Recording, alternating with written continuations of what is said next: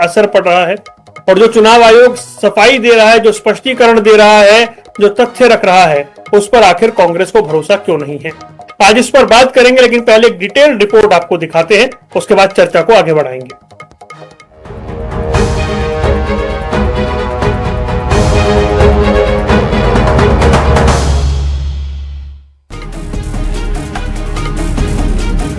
साल 2025 के अंत में बिहार में विधानसभा चुनाव होने हैं, लेकिन उससे पहले बिहार से लेकर केंद्र के सियासी गलियारों में बयानबाजियों का दौर तेज हो गया है।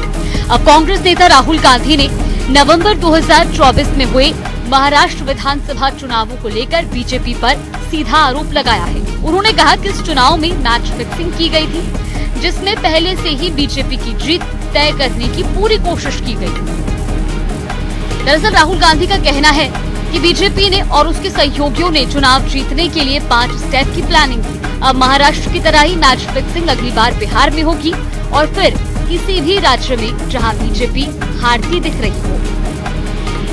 राहुल का आरोप, बीजेपी ने की मैच फिक्सिंग।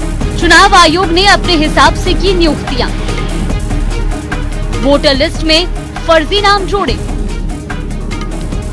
वोटिंग का आंकड़ा जरूरत से ज्यादा दिखाया। जिन क्षेत्रों में बीजेपी को हार का डर, वहां फर्जी वोट डलवाए, सबूतों को छुपाया गया। हालांकि इलेक्शन कमीशन ने राहुल के दावों को निराधार करार दिया। आयोग ने कहा, चुनाव के फैसले पक्ष में नहीं आने के बाद ऐसे आरोप लगाना बेतुके है। 24 दिसंबर 2024 को ही कांग्रेस को भेजे अपने जवाब में ये सभी तथ्य सामने रखे थे, तो चुनाव आयोग की वेबसाइट पर उपलब्ध है। ऐसा लगता है कि बार बार ऐसे मुद्दे उठाते हुए इन सभी तथ्यों को पूरी तरह से नजरअंदाज किया जा रहा है। गौरतलब है कि इसके बाद राहुल ने भी चुनाव आयोग के जवाब देने के तरीके पर सवाल किए। राहुल ने शनिवार रात एक्स पर पोस्ट कर लिखा, आप एक संवैधानिक संस्था हैं, बिना साइन और टालमटोल वाले नोट जारी करके गंभीर सवालों के जवाब देने का तरीका सही नहीं है। अगर आपके पास छिपाने के लिए कुछ नहीं है तो मेरे लेख में दिए गए सवालों के जवाब दें और इसे साबित करें। हालांकि राहुल गांधी के मैच फिक्सिंग वाले आरोपों के बाद अब बिहार में भी सियासी बयानबाजियां तेज हो गई हैं। नेताओं की ओर से प्रतिक्रियाएं सामने आ रही हैं। एनडीए के नेताओं का तो यहाँ तक कहना है कि राहुल गांधी पहले ही बिहार में हार मान ली है। अब उनको तो जब पहले ही से पता है कि उनको हारना है, तो जब हारेंगे तो फिक्स होगा। कर्नाटक में जीत जाएंगे तो बड़ा निष्पक्ष हो रहा है, तेलंगाना में जीत गए तो बहुत निष्पक्ष हुआ, और जहां हार जाते हैं वहां फिक्स होता है। उनका तरह का ही नॉन पॉलिटिकल आदमी, गैर राजनीतिक लोगों की बात का ये वापस से अगला चुनाव हारने के लिए बहाना बनाया जा रहा है। इनको पता है कि अब इसके बाद ये लोग बिहार का भी विधानसभा का चुनाव हारने वाले हैं, तो उसकी भूमिका तैयार की जा रही है। और ये भूमिका इन्होंने हर बार जब जब चुनाव हारे हैं तब तब नए बहाने तलाशने का काम किया।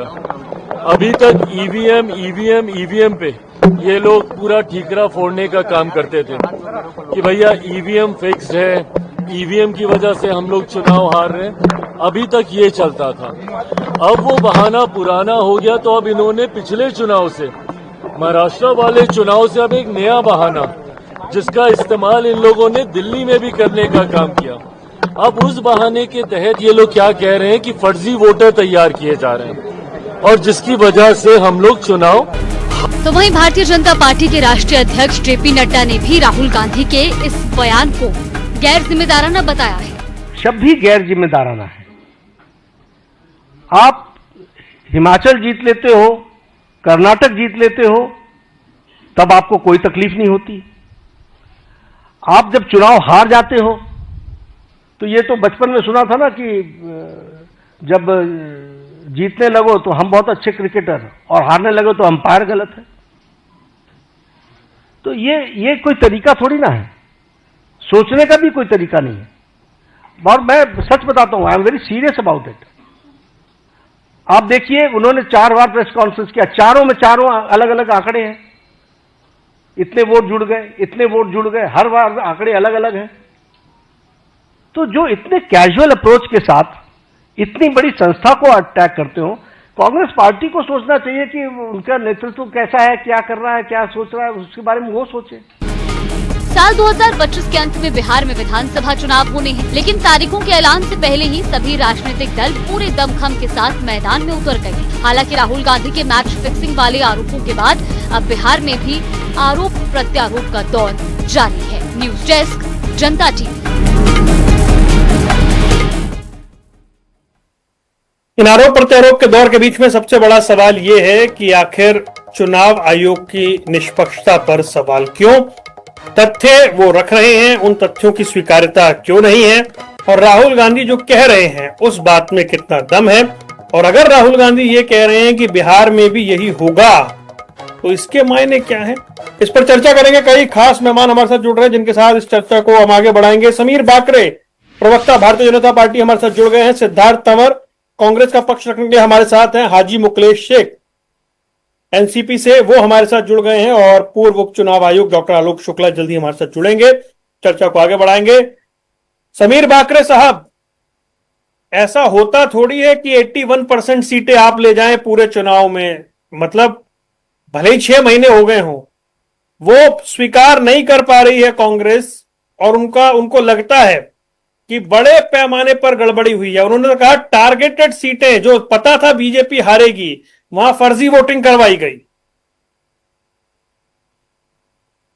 देखिए, ये जो वरुण जी, जो राहुल गांधी जी ने जो लेख लिखा है, एक तो ये लेख के जो आरोप है ये सभी पुराने हैं और इसका जवाब दिसंबर 2024 में इलेक्शन कमीशन पूरे डिटेल में दे चुका है। अब मुझे बताइए, 6 महीने बाद ये जो मुद्दा उन्होंने वापस लिया है, इसका एक ही मतलब मुझे दिखता है कि बिहार में जो आने वाला चुनाव है उनको वहां हार साफ दिख रही है। अभी देखिए, कोई भी राजनीतिक पार्टी चुनाव कैसे लड़ती है, एक तो एक अपनी आइडियोलॉजी होती है, दूसरा संगठन होता है, और तीसरा अपना जो कार्यक्रम है वो जनता के सामने रखती है। अब ये तीनों चीजों में अगर कांग्रेस पार्टी बार बार विफल हो रही है तो संवैधानिक संस्थाओं पे सवाल खड़ा करना ये कांग्रेस की पुरानी आदत है। तो मुझे ऐसा लगता है कि हम लोगों ने, अगर हमको लोकसभा में कम सीटें आई महाराष्ट्र में, तो हमने आत्मचिंतन किया, हमने देखा कि क्या फेक नैरेटिव्स कांग्रेस पार्टी और विपक्ष ने फैलाए थे, तो हमने उनको जनता के बीच में जाके हमने एक्सप्लेन किया और हमारा एजेंडा सामने रखा।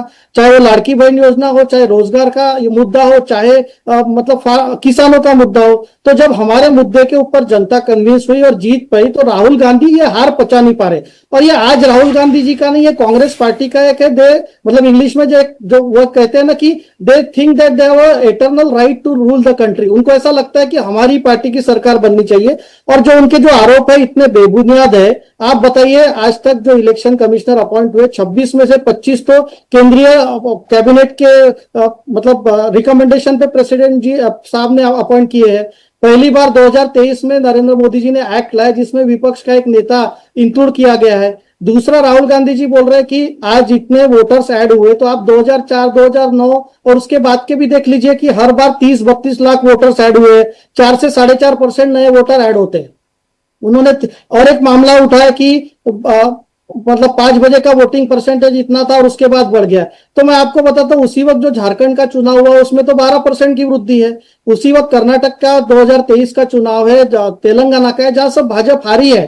तो जब ये कांग्रेस पार्टी हारती है तो इनको अपने अंदर झांकना नहीं है, कुछ ना कुछ चीजें सामने लाती है। और मैं तो एक मतलब ये कहना चाहूंगा कि ये संवैधानिक संस्थाओं को कटघरे में खड़े करने की एक प्रयास है, जनता को कंफ्यूज करे कि there is no free and fair election. अरे भाई, चुनाव तो हम भी हारे हैं, पिछले कई चुनाव में हम हारे, तो हम तो ऐसा नहीं बोलते ना कि आज ममता बनर्जी चुनाव जीतती है या तेलंगाना में हम हारे, हिमाचल में हारे, कर्नाटक में हारे, तो हम तो हमारा आत्मचिंतन कर रहे, संगठन मजबूत कर रहे। तो मुझे ऐसा लगता है कि चाहे 81% की जीत हो, चाहे जो भी हो, जो जनता ने चुन के दिया है वो हमको फेस करना चाहिए। और मैं आपको एक बात बताना चाहता हूं, उसमें भी उन्होंने गलत आंकड़े कोट किए। आज मैं नॉर्थ नागपुर सीट की आपको बताता हूं, 23,000 नए वोटर्स ऐड हुए और इनके प्रत्याशी 28,000 से जीते। ऐसे कई जो कॉन्स्टिट्यूएंसी है कांग्रेस पार्टी जीती है जहां मत बढ़े हैं। दूसरी बात वरुण जी, जब ये चुनाव का जो इलेक्टोरल रोल्स प्रिपरेशन होता है तो पूरे सबके पोलिंग बूथ एजेंट्स उसमें पार्टिसिपेट करते हैं। 27,099 कांग्रेस के भी एजेंट उसमें थे। दूसरे जिस दिन इलेक्शन का वोटिंग होता है उस दिन वहां पर जो पोलिंग एजेंट्स रहते हैं उनके सामने 17C फॉर्म भरा जाता है, ना कोई पिटीशन है ना कोई ऑब्जेक्शन है। ये 6 महीने बाद एक विफलता पूर्वक लेख है और ये इनका ऑपरेशन सिंदूर के ऊपर जो सवाल उठा है या विदेश मंत्री के ऊपर सवाल उठा है, जब इनको सफलता नहीं मिली तो इन्होंने एक पुराना मतलब मुद्दा निकाले और मुझे साफ दिख रहा है कांग्रेस अभी से कवर फायर तैयार कर रही है अपने बिहार की हार को लेके। ठीक है, ठीक है सिद्धार्थ तंवर, इस देश में वही चुनाव निष्पक्ष और सही माना जाएगा जिसमें कांग्रेस की जीत हो या कांग्रेस के सहयोगियों की जीत हो या जो बीजेपी विचारधारा से अलग पार्टियां हैं उनकी जीत हो? मैं इस डिबेट का शुरुआत एक शेर के साथ करना चाहता हूं। हम आ भी भरते हैं तो हो जाते हैं बदनाम, वो कत्ल भी करते हैं तो चर्चा नहीं होती। अभी मैं समीर जी को सुन रहा था और बड़ी हास्यास्पद सी बात है, भूतकाल के अंदर जब चुनाव होते थे तो क्या भारतीय जनता पार्टी ने कभी ईवीएम पर एलिगेशन नहीं लगाया? भारतीय जनता पार्टी महाराष्ट्र और हरियाणा के जब 2009 के चुनाव हुए थे, उस चुनाव के दौरान इनके प्रभारी थे मुख्तार नकवी साहब इनके प्रभारी थे। उन्होंने हार होने पर ठीकरा सीधा ईवीएम पर फोड़ा था। ये 2009 के चुनाव की, विधानसभा चुनाव की मैं बता रहा हूं और इसका मैं आपको फैक्ट भी दिखा देता हूं फोन के माध्यम से, अगर मेरे स्क्रीन पर। अब तो मामला ईवीएम से आगे निकल गया है ना। अब ईवीएम, कांग्रेस पार्टी ने तो ईवीएम की बात ही नहीं की है अभी। ये तो भारतीय जनता पार्टी तो इतनी तिलमिलाई हुई है, हम जस्टिफिकेशन चुनाव आयोग से मांग रहे हैं। Justification we are asking from election commission. चुनाव आयोग जवाब नहीं दे रहा है। एक एएनआई को जो है एक चिट्ठी जारी हो जाती है जिसमें नीचे ना किसी अधिकारी के साइन है, ना कोई स्टैंप है और ना इलेक्शन कमीशन की वेबसाइट पर वो चिट्ठी जारी हुई। वो एक मीडिया एजेंसी को चिट्ठी जारी होके आ जाती है और वो जो है ट्विटर पर और सब जगह पर ट्रेंड होने लग जाती है कि चुनाव आयोग ने जवाब दे दिया। कोई आधिकारिक पुष्टि उस चिट्ठी की नहीं हुई। भारतीय जनता पार्टी के अध्यक्ष आ जाते हैं। आधिकारिक तौर पर ये सारी आपत्तियां खुद से भेजी है चुनाव आयोग को। भारतीय नेता प्रतिपक्ष ने मिलने का समय मांगा चुनाव आयोग से। कांग्रेस पार्टी का प्रतिनिधि मंडल, जिसमें हमारे सीनियर नेता अजय माखन जी, पवन खेड़ा जी और हमारे जयराम रमेश जी, तमाम जो पूरा पैनल गया था, उन्होंने रिपोर्ट वहां पर सबमिट की थी। जब वहां से रिपीटेड रिमाइंडर के बाद भी कोई जवाब नहीं आया, तब राहुल गांधी जी ने एक लेख अखबार में प्रकाशित किया। उस अखबार में जो लेख प्रकाशित हुआ उसके बाद हम इंतजार कर रहे थे चुनाव आयोग से जवाब आएगा। भारतीय जनता पार्टी के राष्ट्रीय अध्यक्ष, भारतीय जनता पार्टी तो अखबार में आए हुए लेख का जवाब आपको क्यों आएगा? में हम तो कुछ नहीं मांग रहे। चुनाव आयोग को तो नहीं भेजा ना राहुल गांधी ने लेख।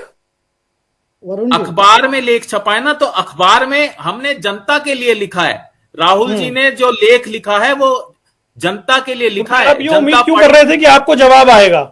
जनता पढ़े और समझे। भारतीय जनता पार्टी और इनके नेता क्यों तिलमिलाए हुए हैं, मुझे इस चीज का जवाब दिलवा दीजिए। चुनाव आयोग को परेशान होना चाहिए। राहुल गांधी ने उस लेख के ऊपर लिखा भी तो है कि बीजेपी अब बिहार में भी ऐसा करेगी। उन्होंने तो भविष्य की बात की है ना। हाँ, उन्होंने भविष्य की बात की है कि ऐसा हो सकता है। अच्छा, और दूसरी चीज, ठीक है, मैं एक बार आलोक जी के पास चल रहा हूं, फिर इस विषय को और थोड़ा गहराई से समझते हैं।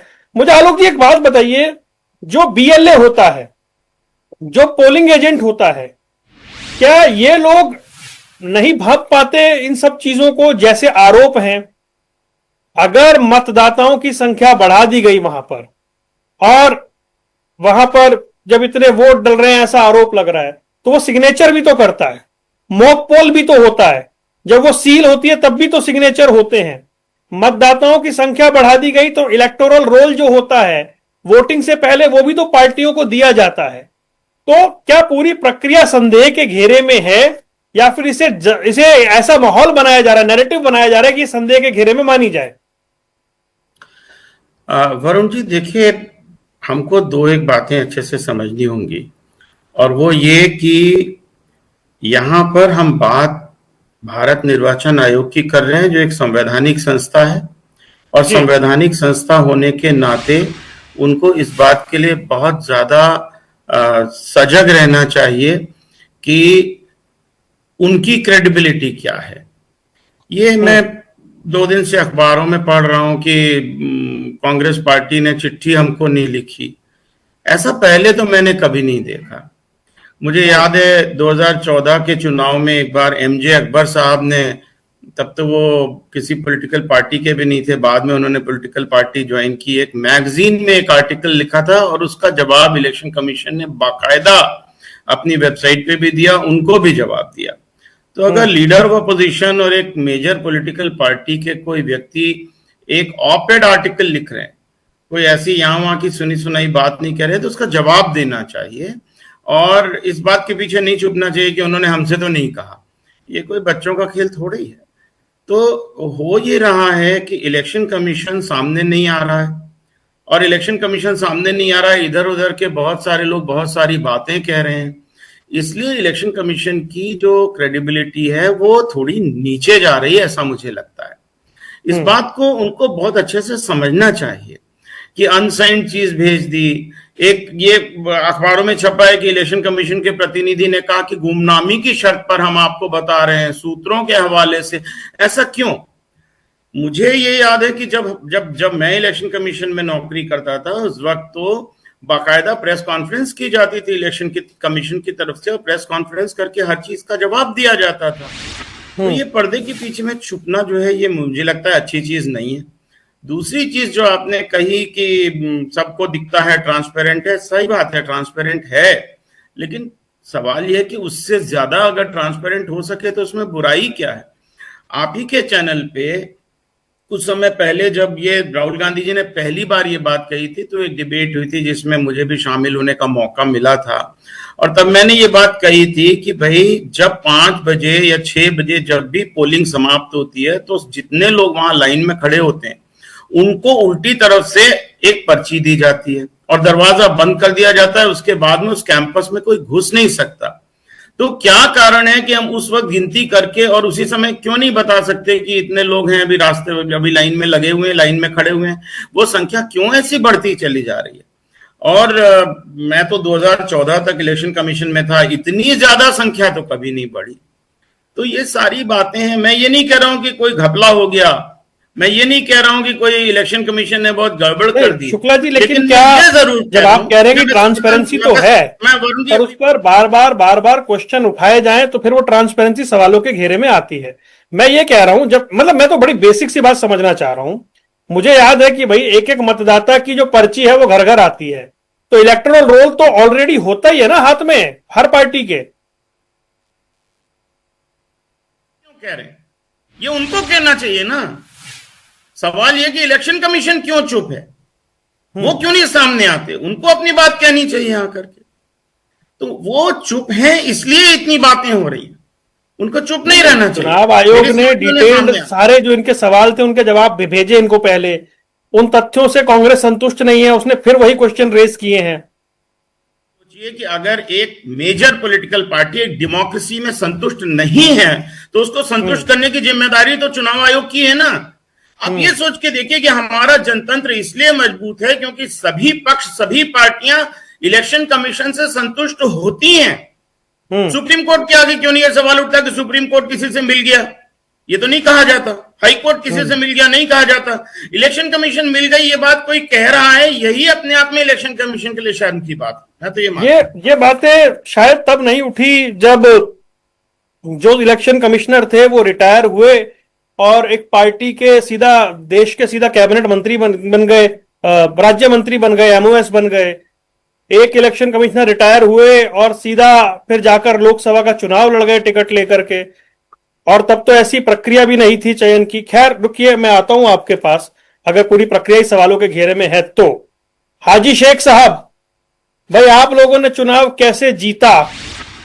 हालांकि ये तो हो गई पुरानी बात, लेकिन क्योंकि एक पार्टी संतुष्ट नहीं है, उसके सहयोगी उमर अब्दुल्ला साहब कहते हैं कि मैं तो उसी से मुख्यमंत्री बना हूं। बंगाल में तृणमूल कांग्रेस के नेता जो है अभिषेक मुखर्जी, वो कहते हैं कोई मतलब नहीं है इस पर सवाल उठाने का। कीर्ति चिदम्बरम ये कह देते हैं कि मैं तो इसी से सांसद बना हूं। लेकिन क्योंकि एक पार्टी में एक नैरेटिव जो है वो संतुष्ट नहीं हो पा रहा है, चुनाव आयोग के जवाबों से, तो उसे संतुष्ट करना ही होगा। आपकी जीत संदेह के घेरे में ही मानी जाएगी क्योंकि वो संतुष्ट नहीं है। मेरी आवाज आप तक पहुंच रही है? सर, मेरी आवाज आ रही है आपको? जी हाजी भाई, आवाज आ रही है मेरी? हाँ, आपकी आवाज आ रही है मुझे। आप मेरी आवाज आ रही है सर आपको? जी आवाज आ रही है, बोलिए। अच्छा, देखिए, राहुल गांधी जी के बारे में पूरे देश में चर्चा है, अच्छी बात है। चर्चा में रहने के लिए सब बात कर रहे हैं, वरना उनके पास कोई ऐसी पुख्ता सबूत नहीं है, क्योंकि बड़े बड़े एडवोकेट उनके पास है। और प्राइम मिनिस्टर बनना तो उनके सपना जो है वो उनके लोग ही उनको पूरा होने नहीं देंगे।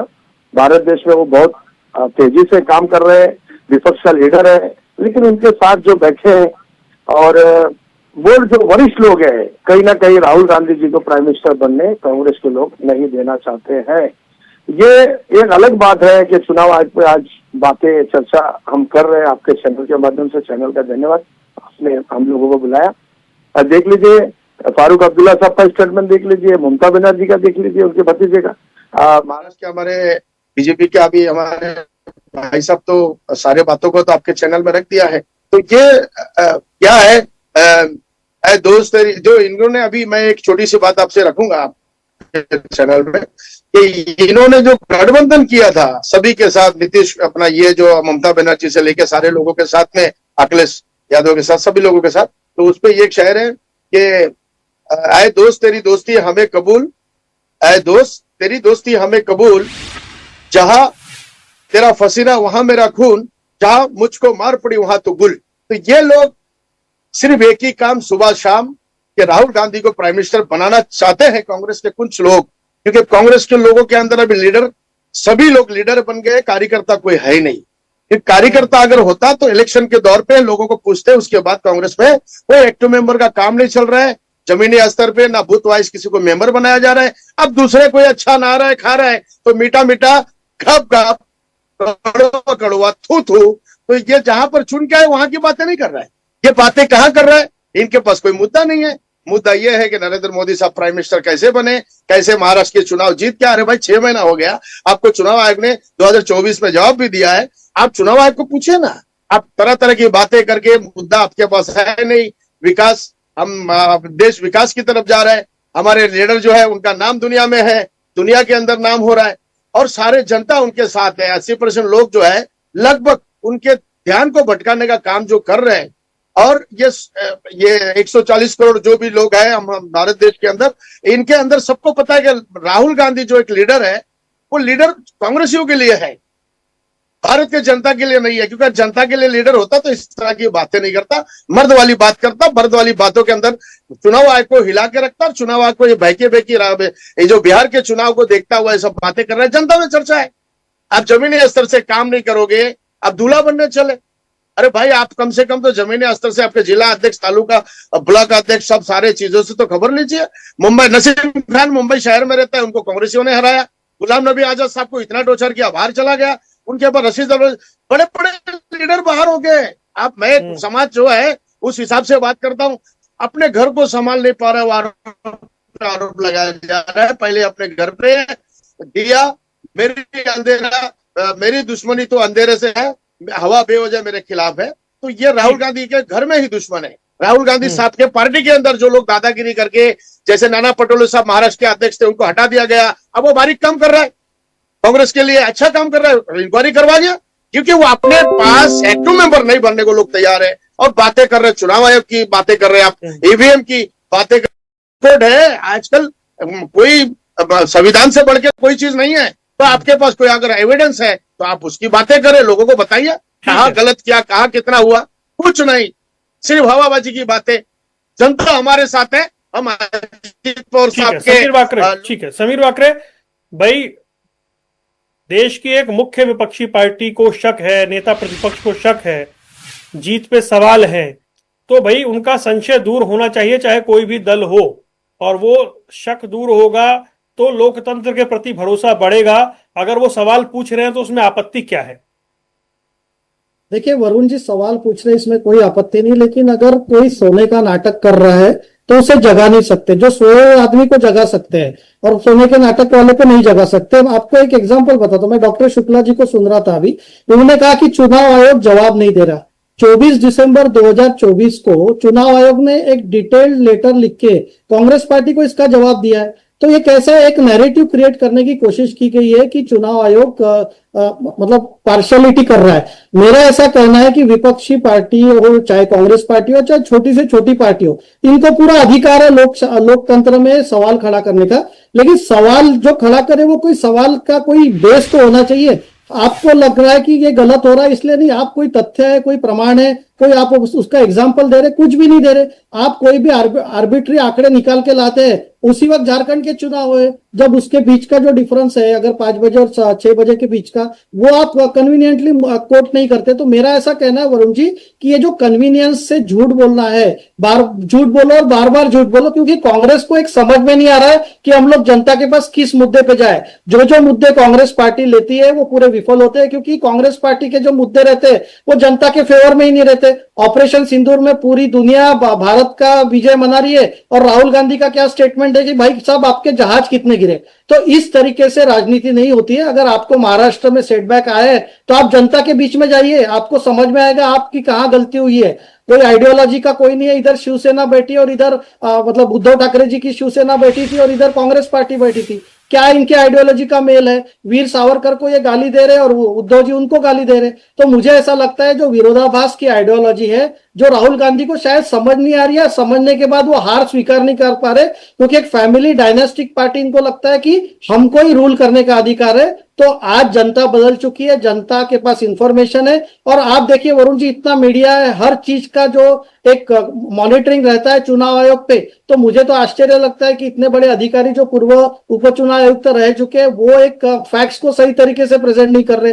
झारखंड में या कोई कर्नाटक में अभी 2023 से बाद के जो चुनाव हुए, आप उसके आंकड़े देख लीजिए तो आपको समझ में आ जाएगा। तो मुझे ऐसा लगता है राहुल गांधी जो डाउट्स है, ये पुराने डाउट्स है और वो बार बार वही डाउट सामने ला रहे। तो मुझे ऐसा लगता है कि अब जनता भी थक चुकी है। इनके जो मतलब नॉनसेंसिकल जो सवाल आते हैं, जिसका कोई सर नहीं है उसका पैर नहीं है, तो इसके क्या जवाब दे। आप रोज उठ के कुछ तभी एक छोटे बच्चे जैसे आप शरारत करने लगे तो हर कोई संवैधानिक संस्था उसका जवाब नहीं दे सकती। ठीक है सिद्धार्थ, अवर देखिए कॉन्ट्रडिक्शन की एक सीमा होनी चाहिए। 4 जून 2024 को कांग्रेस पार्टी देश में जश्न मनाती है कि बीजेपी बैसाखियों पर आ गई, बीजेपी बहुमत हासिल नहीं कर पाई, नरेंद्र मोदी की यह सरकार अस्थायी सरकार है। आप लोगों ने कहा कि नरेंद्र मोदी वाराणसी में अपनी पिछली बार के मार्जिन से आधे पर रह गए, और फिर आप लोगों ने कहा कि सरकार उनकी है तो क्या हुआ, सिस्टम हमारा है। इस तरीके से आपने 4 जून को जश्न मनाया और 23 नवंबर को आप कह रहे हैं कि इन्होंने पूरा चुनाव ही हाईजैक कर लिया। मतलब एक दिन आप खुश रहेंगे, अगले दिन आप नाराज हो जाएंगे। और अगर यहां लाखों लाख वोटों का बीजेपी गेम खेल गई, हिमाचल में तो कुछ हजार वोट से, मात्र कुछ हजार वोट आपसे पीछे थी, उनकी सरकार रह गई। तो ये इतना कॉन्ट्रडिक्शन कैसे कि जो चुनाव आप जीतेंगे, तेलंगाना का, कर्नाटक का, हिमाचल का, वो चुनाव बिल्कुल ठीक, लोकसभा चुनाव में बीजेपी बहुमत से नीचे आ गई, बिल्कुल ठीक, लेकिन महाराष्ट्र में या हरियाणा में हार हो जाए तो नहीं, ये चुनाव फेयर नहीं हुआ है। मतलब क्या इस तरीके से माना जाएगा चुनाव?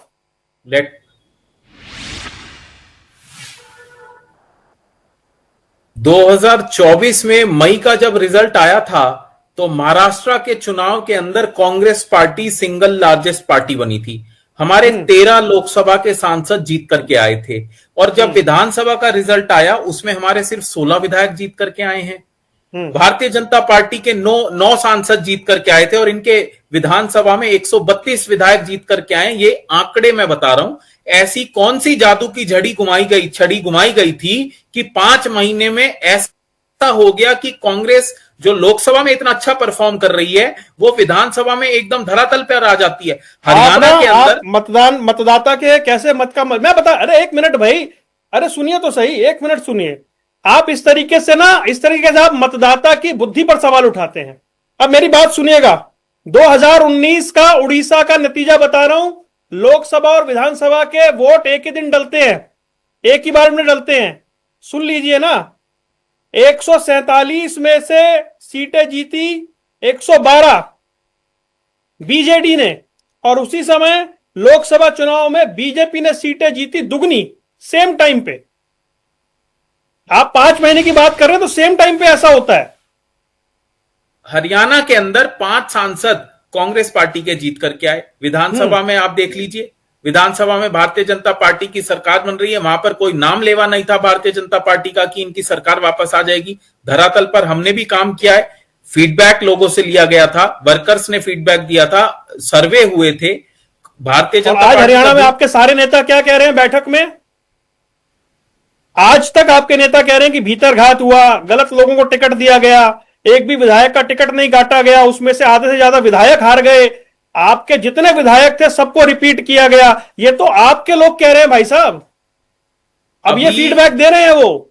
आज ही एक इकोनॉमिक टाइम्स के माध्यम से खबर आई है कि चुनाव आयोग जो है 2009 से जो है आंकड़े जो थे, जो कांग्रेस पार्टी डिमांड कर रही थी, वो वोटर रोल जो है वो 2009 से वो कांग्रेस पार्टी को देंगे।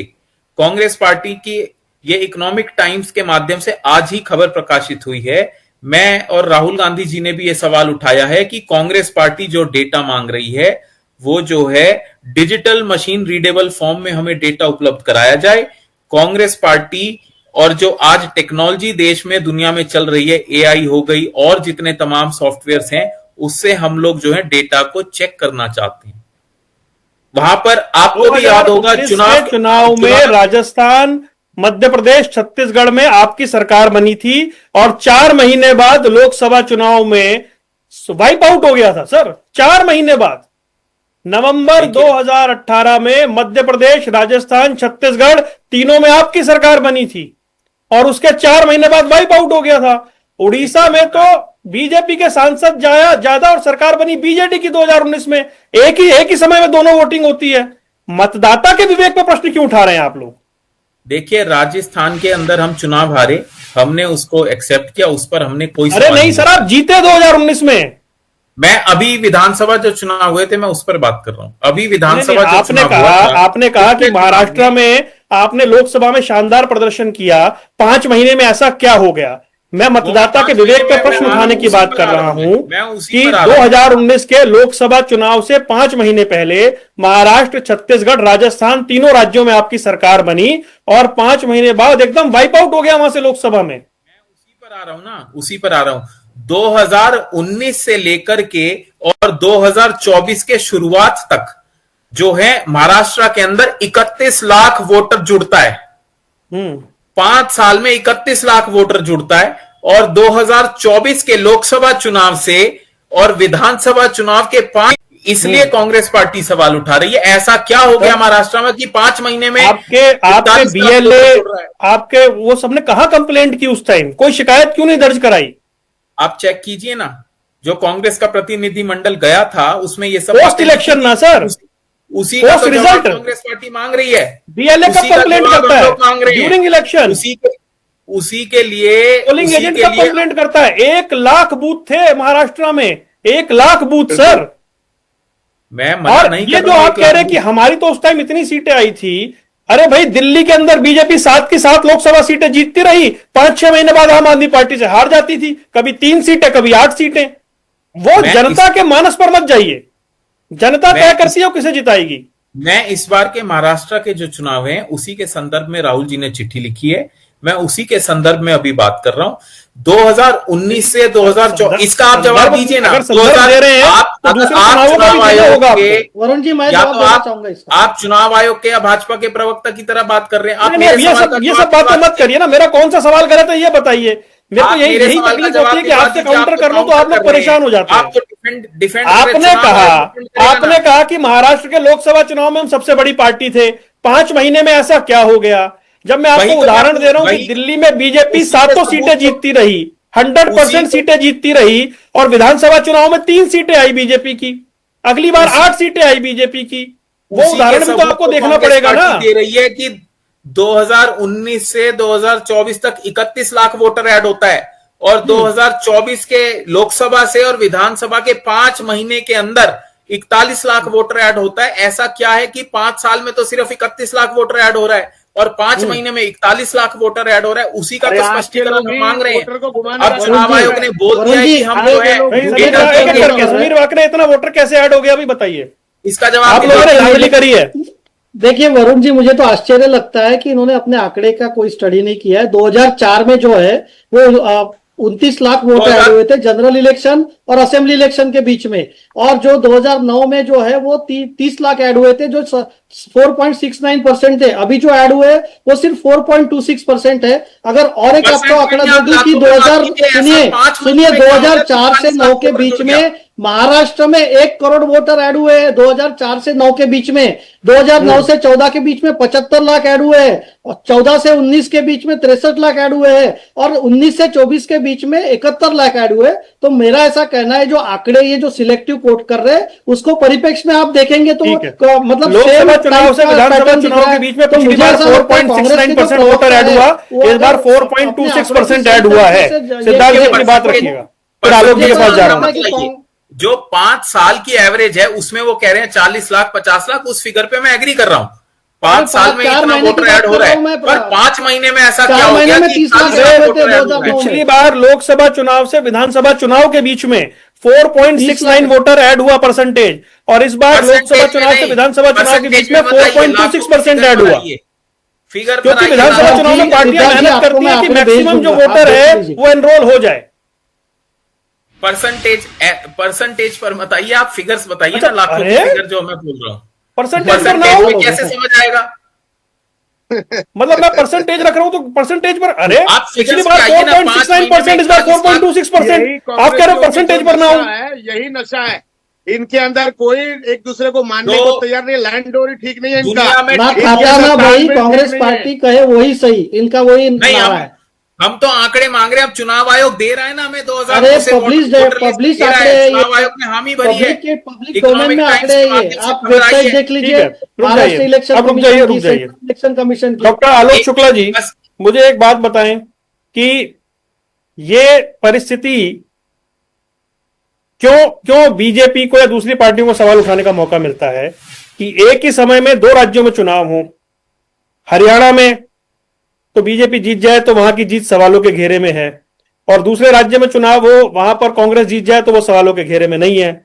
महाराष्ट्र में बीजेपी जीत जाए वो सवालों के घेरे में है, झारखंड में कांग्रेस जीत जाए वो सवालों के घेरे में नहीं है, जम्मू कश्मीर में इंडिया गठबंधन की सरकार बन जाए वो सवालों के घेरे में नहीं है। तो ये इस तरीके का जब डिफरेंशिएट होगा कि बीते समय 4 राज्यों में चुनाव हुए, 2 में बीजेपी की सरकार बन गई, दोनों जो नतीजे हैं वो संदिग्ध हैं, और जिन 2 में कांग्रेस या उसके सहयोगियों की सरकार बन गई वो बिल्कुल ठीक है। इस तरीके से चला जाएगा तो फिर तो ये विभाजन बढ़ता ही जाएगा, इसका तो कोई समाधान नहीं है। आपका प्रश्न है या कमेंट है? जी प्लीज शुक्ला जी, आप मुझसे कुछ पूछ रहे हैं तो क्या पूछ रहे हैं बता दीजिए। मैं वही जानना चाह रहा हूं कि अगर 2 राज्यों में जीत को संदिग्ध मान ले एक पार्टी, और 2 राज्यों की जीत पर वो बोले हाँ ये तो ठीक है, और एक ही समय में चुनाव हो, तो फिर ये विभाजन तो बढ़ता जाएगा, फिर इसकी स्वीकार्यता कैसे होगी? देखिए, ये जो आप कह रहे हैं ये एक राजनीतिक प्रश्न है, इसका मैं क्या उत्तर दूं।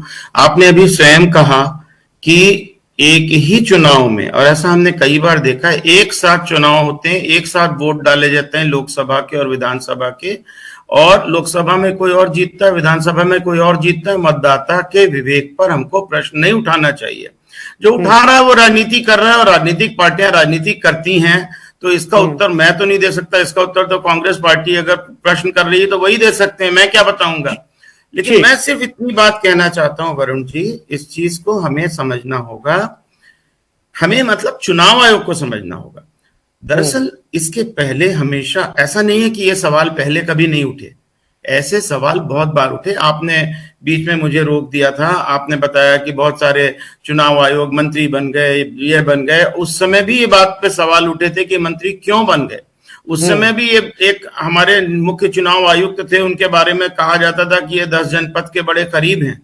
ऐसा नहीं है कि उस समय सवाल नहीं उठते थे, तब भी उठते थे। और अभी कांग्रेस पार्टी के प्रवक्ता ने बताया कि ईवीएम पे सवाल सबसे ज्यादा बीजेपी ने उठाया था। इनके राष्ट्रीय प्रवक्ता नरसिम्हा राव जी हैं, उन्होंने किताब लिखी थी, जिसका फॉरवर्ड लालकृष्ण आडवाणी जी ने लिखा था। तो ये सारे सवाल राजनीतिक दल उठाते हैं, राजनीति करते हैं। राजनीतिक दल है तो राजनीति करेंगे। सवाल ये कि निर्वाचन आयोग एक रेफरी है, एक एम्पायर है, उसको गुस्सा होने का हक नहीं है। उसको शांतिपूर्वक उत्तर देने चाहिए। और देखिए, बड़ी सिंपल सी बात है, मैं तो अपनी इतनी सी बात कह के बात समाप्त कर रहा हूं। अगर निर्वाचन आयोग उत्तर नहीं देता है तो सवाल ये समझना पड़ेगा कि मान लिया कि बीजेपी बहुत बड़ी पार्टी है, उनके पास में 50% वोट है, 60% वोट है, 40% तो दूसरों के पास भी है ना। तो अगर इस देश की 40% जनता चुनाव आयोग पे विश्वास करना बंद कर देगी, भले ही गलत है, मान लिया कि राजनीति कर रहे हैं गलत है, तो भी चुनाव आयोग को सामने आकर के ये बताना ही होगा ना कि देखिए आप राजनीति कर रहे हैं, आप गलत हैं।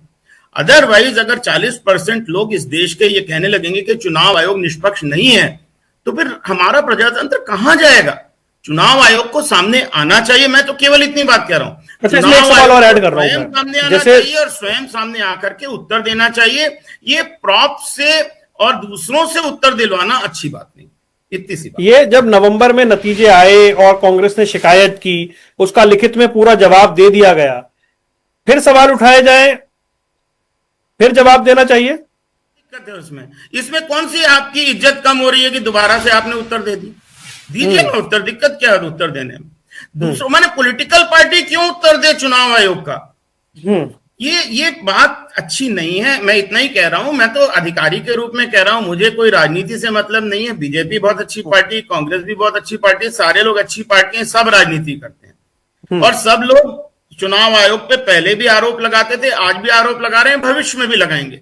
चुनाव आयोग को शांतिपूर्ण तरीके से सबके उत्तर देने चाहिए, जितने बार प्रश्न उठे उतने बार देने चाहिए, बस जी।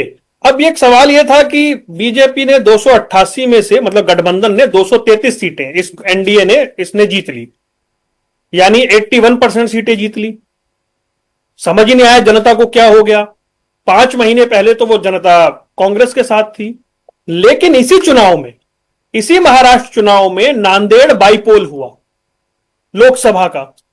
ऐसी प्रचंड आंधी बीजेपी की और एनडीए की कि सामने वाले टिके नहीं, पानी नहीं मांगा किसी ने, ऐसी जीत ही नहीं हुई महाराष्ट्र में। उस प्रचंड हवा में भी नांदेड़ की सीट, नांदेड़ लोकसभा की सीट कांग्रेस ने जीती। मेरा आंकड़ा ठीक? बातें नहीं, ये जो आप बात कह रहे हैं ये बात सही है। मतदाता के विवेक पे हमें प्रश्न नहीं उठाना चाहिए। किसी जगह मतदाता किसी के साथ है, किसी और जगह किसी और के साथ है, और कभी कोई जीतता है। एक समय था जब कांग्रेस की केवल 2 सीटें थी, 2 सीटें रह गई थी, इंदिरा गांधी चुनाव हार गई थी, फिर जीत के आ गए। बीजेपी की शुरू में 2 सीट थी, बाद में बढ़ गई। ये सीट बढ़ना घटना ये चलता रहता है प्रजातंत्र में, कोई बड़ी चीज नहीं है। लेकिन ज्यादा बड़ी चीज ये है कि हमको एक सिविल तरीके से, अच्छे तरीके से एक दूसरे से बात करके और प्रजातांत्रिक मूल्यों की रक्षा करना चाहिए। और जो आप एक बात कह रहे हैं उसको भी थोड़ा एक्सप्लेन कर दूं। हमारे यहाँ पर first pass the post system है। अगर आपको 1 वोट भी ज्यादा मिला है तो सीट आपकी हो जाएगी। तो इस बात की संभावना है कि पॉपुलर वोट में 2%, 5%, 6% का अंतर है और सीटों में 80% का अंतर हो। ये संभव है क्योंकि भारत का सिस्टम ऐसा है। बहुत सारे देशों में ये सिस्टम नहीं है। हमारे यहाँ तो ये कि अगर 1 वोट भी ज्यादा है तो सीट जीत जाएंगे। ठीक है। तो समीर वाकई साहब, एक शब्द होता है मंकी बैलेंसिंग। आपने महाराष्ट्र विधानसभा चुनाव में 1 साइडेड गेम करके सेटिंग कर ली, लेकिन नांदेड़ वाली लोकसभा सीट आप जानबूझकर हार गए ताकि कोई सवाल ना उठाए। ऐसी मंकी बैलेंसिंग हुई थी क्या? वरुण जी, आपने पहले ही ओडिशा का भी एग्जाम्पल दिया और दिल्ली का भी एक एग्जाम्पल है जहां 7 सीटें बीजेपी जीतती थी और आम आदमी पार्टी के 2 चुनावों में 67 और 63 सीट्स आई है। तो मुझे ऐसा लगता है कि जनता के विवेक को इतने हल्के में से बोलना या उनके विवेक के ऊपर सवाल खड़े करना ठीक नहीं है। ये जो है जनता जनार्दन है, अगर उनको लगता है कि राज्य का नेतृत्व करने के लिए कोई एक पार्टी सक्षम है और केंद्र में दूसरी पार्टी सक्षम है तो वो सोच सकते हैं। मुझे ऐसा लगता है अगर हमको सेटिंग करना था तो हमने तो 240 सीटों पे क्यों लोकसभा में हम आए रहते, वो तो 400 पार हम कर चुके होते।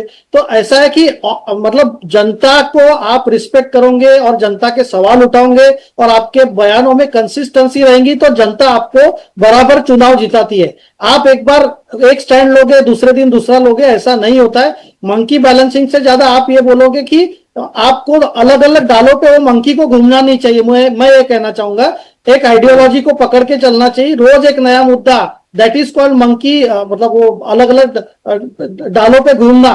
तो मुझे ऐसा लगता है, मैं तो जनता को, अगर हमको उन्होंने हराया है तो भी हमको मंजूर है, हमको जिताया तो भी हम नतमस्तक है।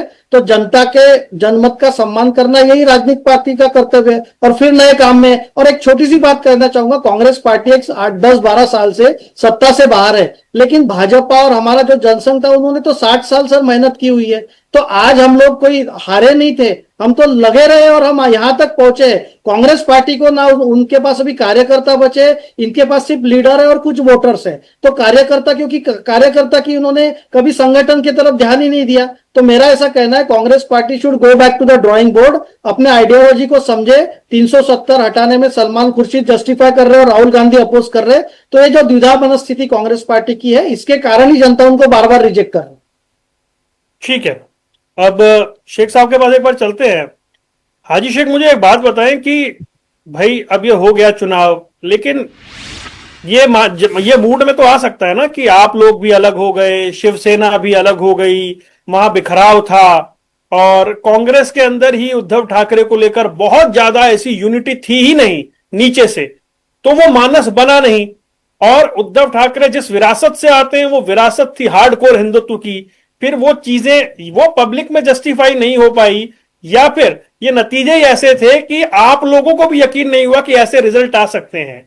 तो फिर कांग्रेस को कहां से यकीन होगा, वो तो सवाल उठाएगी ना।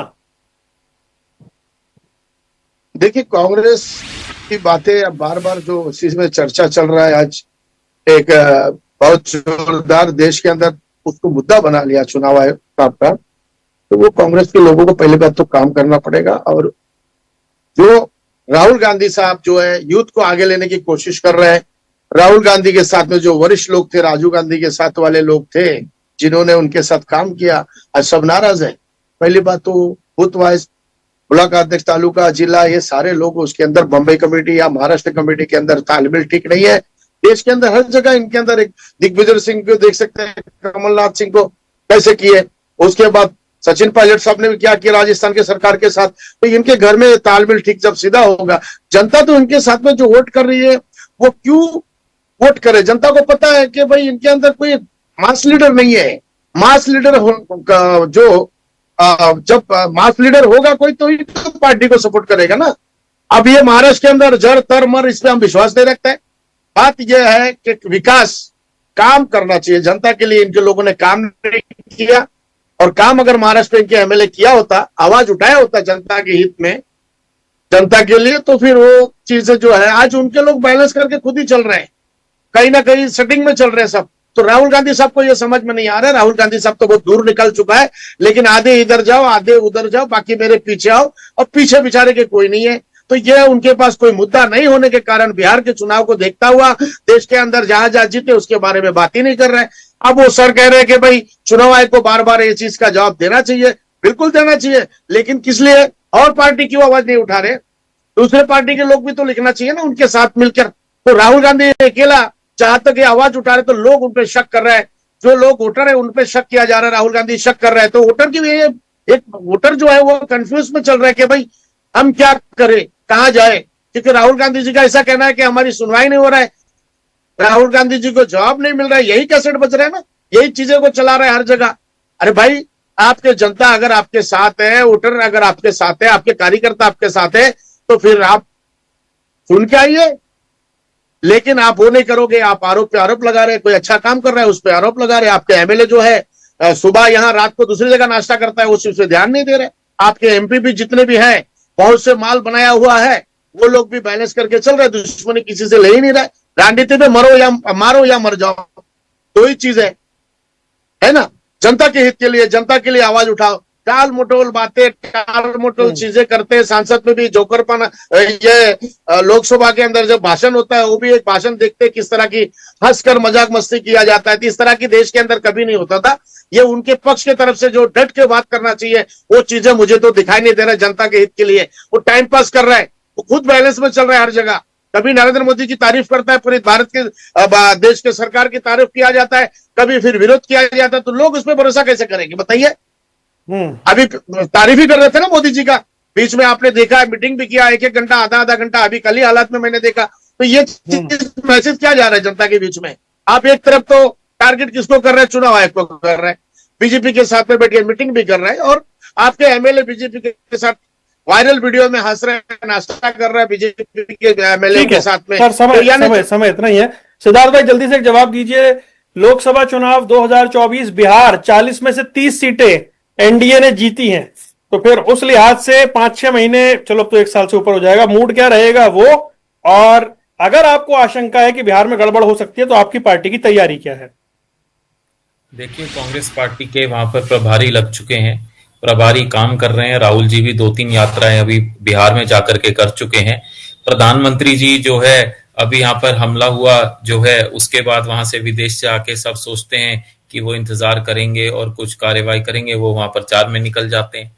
तो प्रचार और ये सब चल रहा है। अभी ये कह रहे हैं राहुल जी कुछ नहीं कर रहे। राहुल गांधी जी जम्मू कश्मीर में जो है पीड़ितों से मिलकर के आए हैं, जो हमले में जो शहीद हुए हैं, जो देश के नागरिकों की जान गई है, उनके घर पर राहुल जी गए हैं। राहुल जी खाली कहाँ बैठ रहे हैं? नेता विपक्ष होने के नाते जो है जितना आवाज वो उठा रहे हैं, आप मुझे बता दीजिए कौन नेता उठा रहे हैं? ये लोग तो कॉम्प्रोमाइज करके उधर चले जाते हैं। रात को जो है इनकी पार्टी के अपने चाचा से ये लोग झगड़ा कर लेते हैं और उधर चले जाते हैं, भाजपा के साथ हाथ मिला लेते हैं। ये कांग्रेस को दुहाई दे रहे हैं। इन लोगों को सोचना चाहिए। कुर्सी के लालच में ये लोग भाग करके भाजपा से हाथ मिला रहे हैं। इनकी नीतियां कहाँ चली गई? वोट ये जो है धर्मनिरपेक्ष पार्टियों का लेते हैं और लोगों से वोट लेते हैं और उधर चले जाते हैं। आखिरी सवाल जो मैं आखिरी कमेंट के साथ मैं खत्म करना चाहता हूं, कांग्रेस पार्टी ने जो सवाल उठाए हैं उसमें डेटा कांग्रेस मांग रही है। चुनाव आयोग ने बोला है कि हम देंगे, वो डेटा कांग्रेस लेगी, उसके बाद जो है रिसर्च होगा और जो करके आंकड़े आएंगे। ठीक है सर, कुल मिलाकर तो सारी बात यही है कि पिच खराब है। मैं माफी चाह रहा हूं, समय इतना ही। पिच खराब है या अंपायर ठीक नहीं है या खिलाड़ी खुद कैसा खेल रहा है, उसकी टीम कैसी खेल रही है, उन सब से ही सारे जुड़े हुए सवाल हैं। आप चारों मेहमानों का जुड़ने के लिए बहुत बहुत शुक्रिया। तो आज हम चर्चा कर रहे थे, इस विषय को जानने की कोशिश कर रहे थे कि राहुल गांधी का लेख, उस पर सियासत जमकर हो रही है, लेकिन ये सिलसिला कब तक चलने वाला है, ये बहुत बड़ा सवाल है। रुकने कुछ देर के लिए, खबरों का सिलसिला लगातार जारी है।